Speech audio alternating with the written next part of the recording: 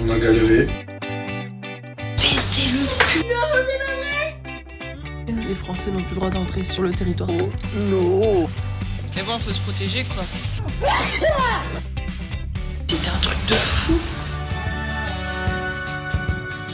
Hello tout le monde, aujourd'hui je vous emmène avec mes amis JB et Charlie en Thaïlande, le voyage qui a changé ma vie. 13h30 de vol, 7h d'escale et 1h de van plus tard, j'arrivais enfin à mon hôtel à Patong Beach. On a posé les bagages et on a filé se promener direct sur la célèbre Bangla Road. Un cours de dos et hop, première excursion dans un sanctuaire d'éléphants éthiques. Ils les sauvent, leur offrent une protection et se battent contre la maltraitance animale. Ici, on ne se baigne pas avec les éléphants, on ne les touche pas ou juste quand ils viennent d'eux-mêmes et on les observe principalement de loin, sauf lors du petit-déj. Là, c'est la fête. On les suit à pied à travers le parc et la guide nous explique les problèmes liés au tourisme et à la maltraitance animale tout en nous parlant de leur action contre. Alors faites gaffe quand vous sélectionnez vos activités avec des animaux parce qu'il y a toujours moyen de se faire plaisir sans encourager la maltraitance animale, il suffit de faire quelques recherches supplémentaires. Ensuite, avec JB, on est allé visiter le temple Wat Chalong avant de partir faire un tour au Big Buddha. Je suis très frustrée de ne pas avoir fait de vidéo pour ces visites. Le lendemain, on est allé faire du kayak dans des grottes et des lagons. L'excursion a duré 10 heures, on s'est baigné, on a pris du muscle, on s'est râlé dessus. La première fois en kayak, c'est toujours quelque chose. On en a pris plein les yeux. C'est l'excursion que j'ai le plus aimée.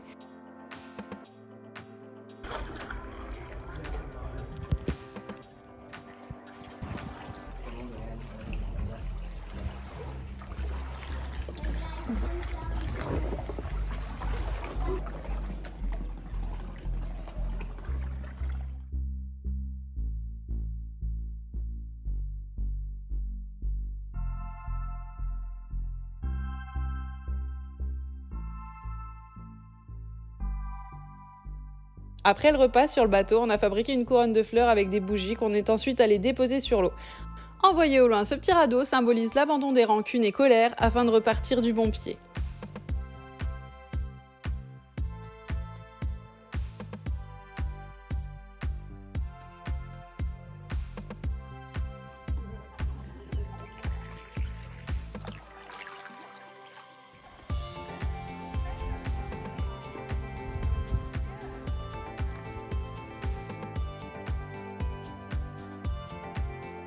Absolument que je vous raconte cette anecdote. Donc quand on a fini la cérémonie, qu'on est repassé dans la grotte, il faisait complètement noir et le guide nous a dit de mettre nos mains dans l'eau. Ce qu'on a fait et avec le mouvement de nos mains, l'eau s'est illuminée vraiment. En fait, c'était du plancton bioluminescent et c'était magnifique. En plus, il y avait des lucioles qui volaient autour de nous. C'était incroyable, j'avais l'impression d'être dans un rêve. Je crois que c'est l'une des plus belles choses que j'ai vécues. Vraiment un effet bœuf, c'était génial les gars, c'était superbe. Mais voilà, si vous avez l'occasion de le vivre, mais faites-le, c'est magique. J'aurais vraiment jamais cru que du plancton aurait un impact comme ça sur moi. Sérieux, je vous le dis, si je suis au Canada aujourd'hui, c'est à cause de mon voyage en Thaïlande. Je cherche pas la logique, Ginette, je t'expliquerai ça plus tard. Pour l'instant, on est en vacances.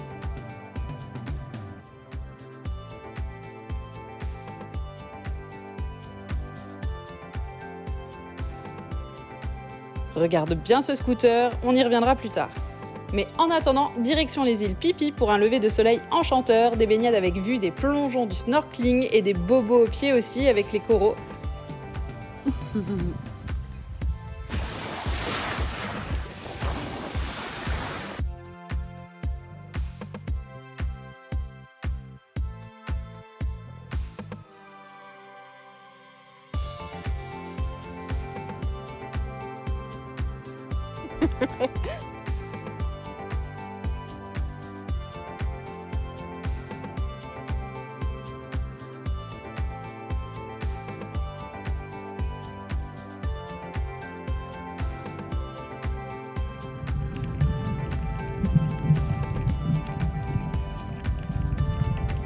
On a vu des bébés requins et plein d'autres poissons. J'ai vraiment adoré.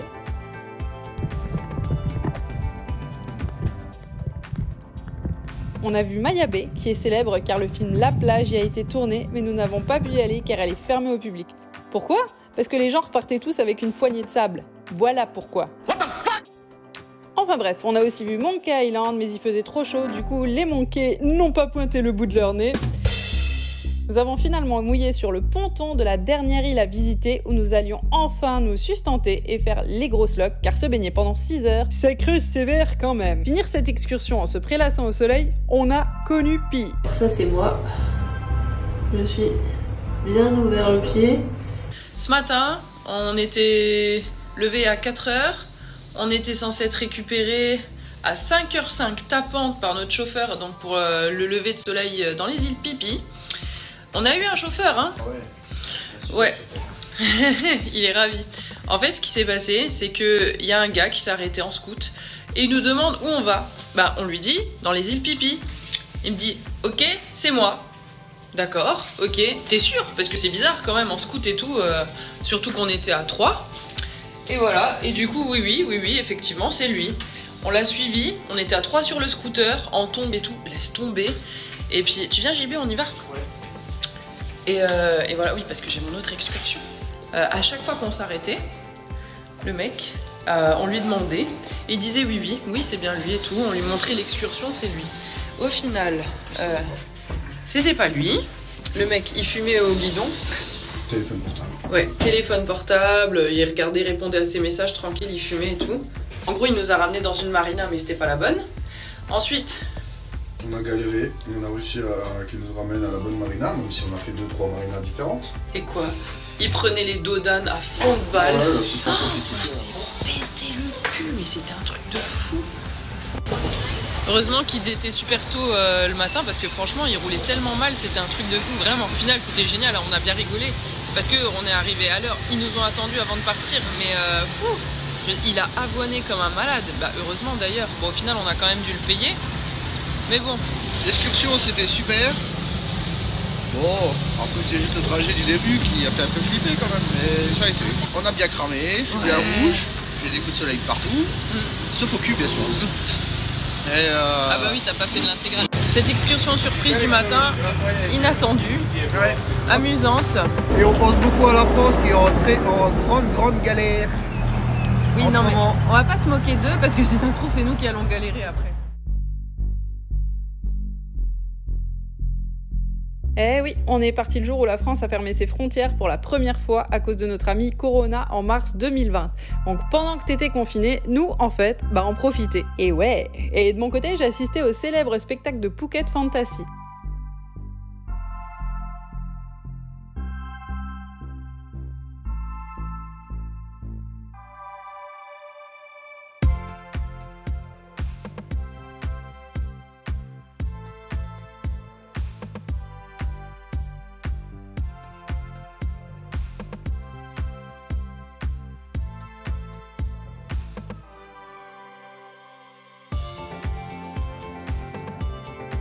Les téléphones étaient confisqués dans la salle du show, mais je peux vous montrer à quoi ressemble le parc à l'extérieur. Il y a des stands de jeux, des magasins de peluches, de vêtements traditionnels, de cérémonies, mais également une boutique de bijoux et de décoration de luxe. Tout y brille de mille feux, une pie y ferait un arrêt cardiaque. Et comme j'aime tout ce qui brille, t'es une pie. Mais non, je voulais juste tout acheter.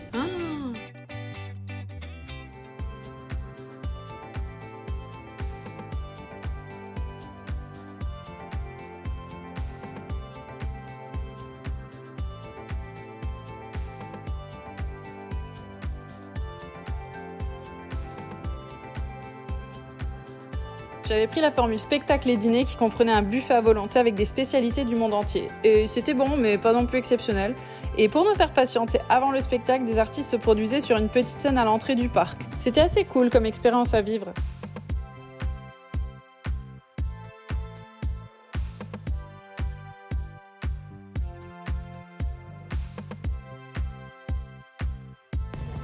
Hello. Alors voilà, 4e jour à Phuket.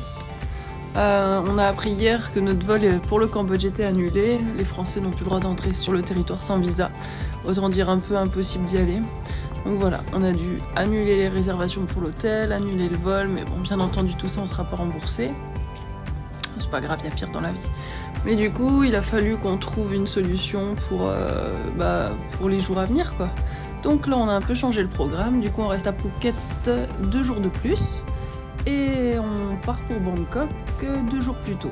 Donc voilà, oui, c'est ça, on rentre dans les clous. Pour le dernier jour à Phuket, direction Monkey View avec un JB heureux et bien bronzé et des petites boules de poils trop mignonnes.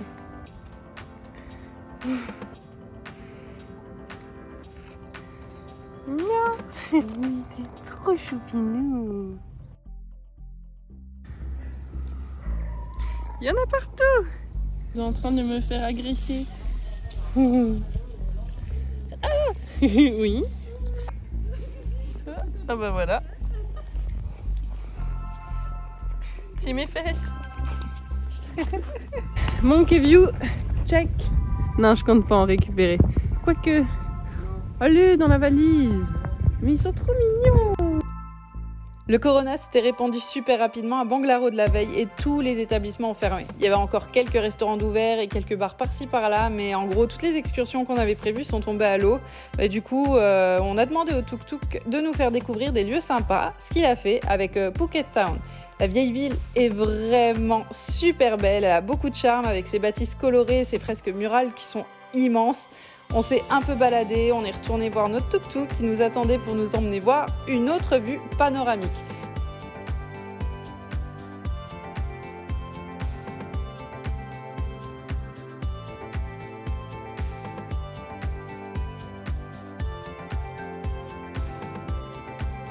On a fait un arrêt au Kudo Beach Club, le quartier général de Charlie, pour profiter de la piscine et du coucher de soleil. On y a d'ailleurs retrouvé un autre ami français, Max. Salut à toi si tu passes par là. Ça change, hein? La rue fermée. Ah, grave. Un peu triste. Ouais. Ici, normalement, il y avait plein de lumière. C'était beau. Il y avait beaucoup de bruit, beaucoup de filles partout. Et au final, ben, plus rien. C'est mort. Merci, Coro.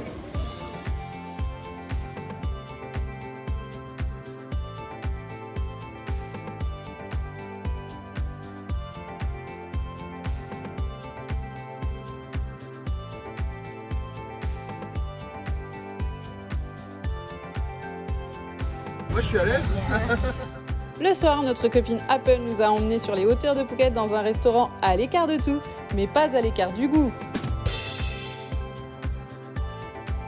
On s'est éclaté le ventre. On a l'air de tous tirer la tronche, mais c'est parce qu'on était un peu triste et fatigué, mais on s'est vraiment fait plaisir, on a profité de ces derniers instants ici.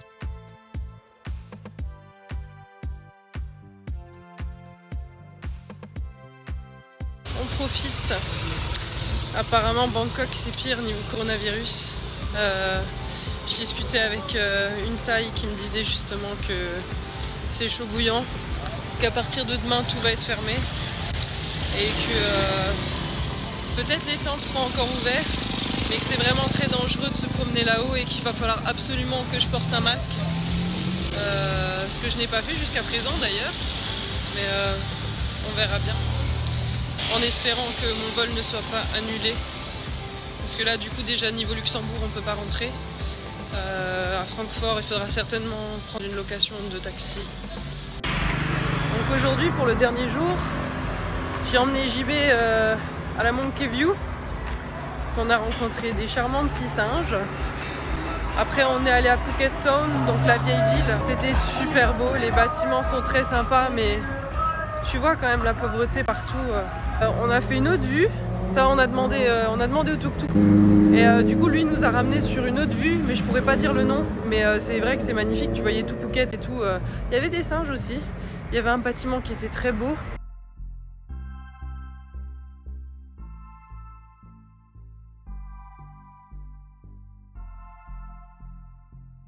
Aujourd'hui c'est notre dernier jour à Phuket. Là on attend le copain Charlie. Et puis bah, le taxi pour aller au... Enfin c'est un minibus quoi. Pour aller à l'aéroport, direction Bangkok. Donc du coup on a acheté des masques. On a eu la chance d'en trouver là. Punaise ils étaient chers, enfin ils étaient chers. Ça va mais quand même quoi. J'en ai eu pour... Ah non si c'était cher, j'en ai eu pour 1400 bahts. Ça fait un peu plus de 30 €. Ah ouais punaise c'est cher en fait. Mais bon faut se protéger quoi. Il y a JB qui arrive, il vient de terminer son petit tour au petit coin. Et là, on va prendre l'avion pour Bangkok.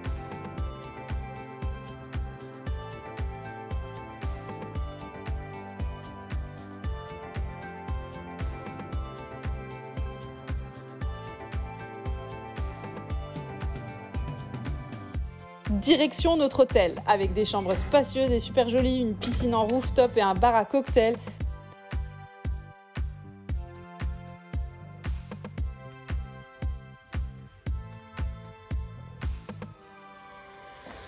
Oh, il y a du Kit-Kat. La vue sur les bâtiments en face la nuit, franchement pas dégueu. C'était pas du plancton bioluminescent, mais ça faisait son petit effet quand même.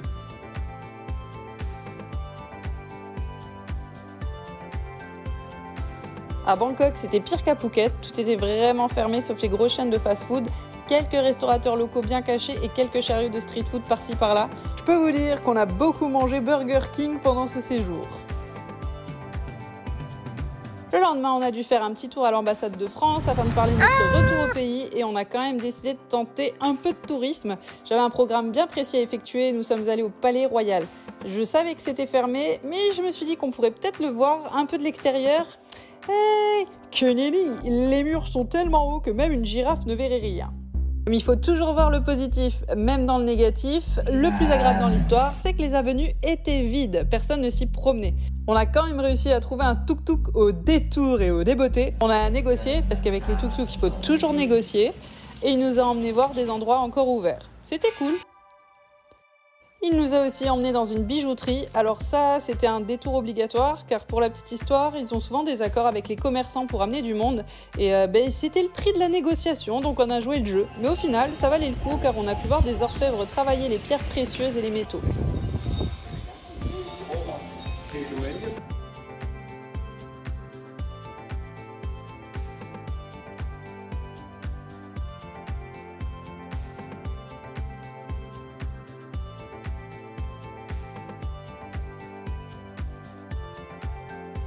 Les 3 derniers jours, on n'est pas sorti de l'hôtel, comme vous le savez, à cause du corona.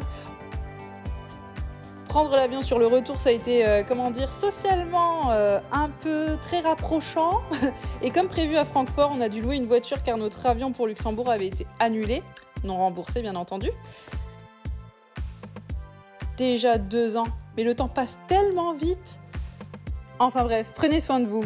Et moi en attendant, je vous dis à dans 2 semaines, bye!